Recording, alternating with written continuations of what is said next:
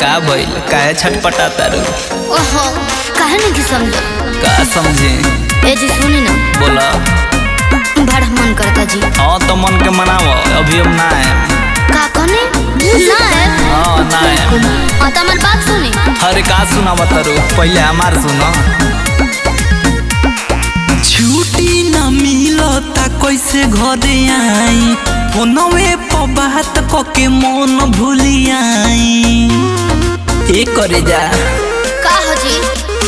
छुट्टी न मिलता कैसे घरे आई, फोनवे पर बात कके मन भूली आई।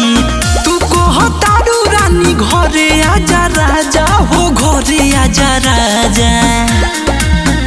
काहे देत बड़ो हमारा के साजा,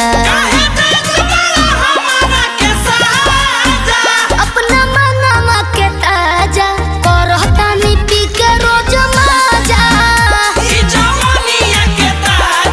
करहतानी पी के रोज माजा, करहतानी पी के रोज माजा।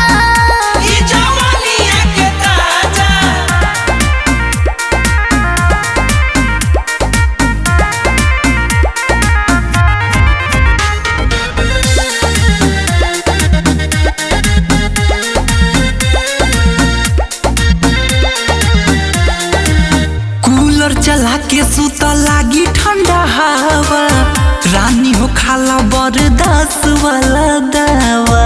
चुप रही तोहरी है आदतिया सोहाला ना, हमरा दिलवा के फीलिंग बुझाला ना, बुझाला ना। अपनी इज्जत के बजावो तारू बाजा, बजावो तारू बाजा। सुनो काहे देत बड़ो हमारा के साजा, अपना मनवा के ताजा करहतानी पी के रोज माजा। करहतानी पी के रोज माजा,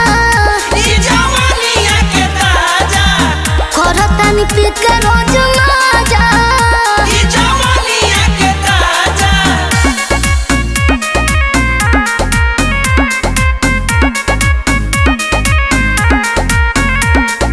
म्यूजिक बाय उज्जवल कुमार।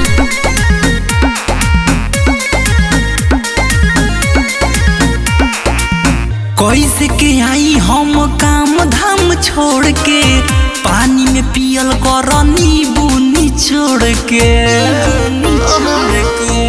राहुल रबी कर तू बारो का सहाय हो, लोना हमरो के उहवे बोलाई हो।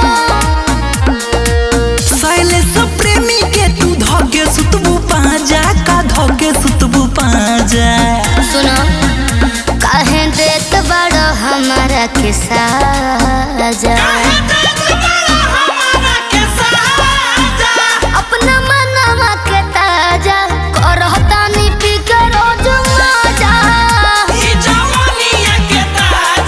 करहतानी पी के रोज माजा,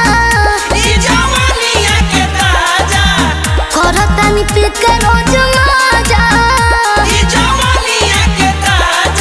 गीत संगीत रिकॉर्डिंग स्टूडियो दिल्ली।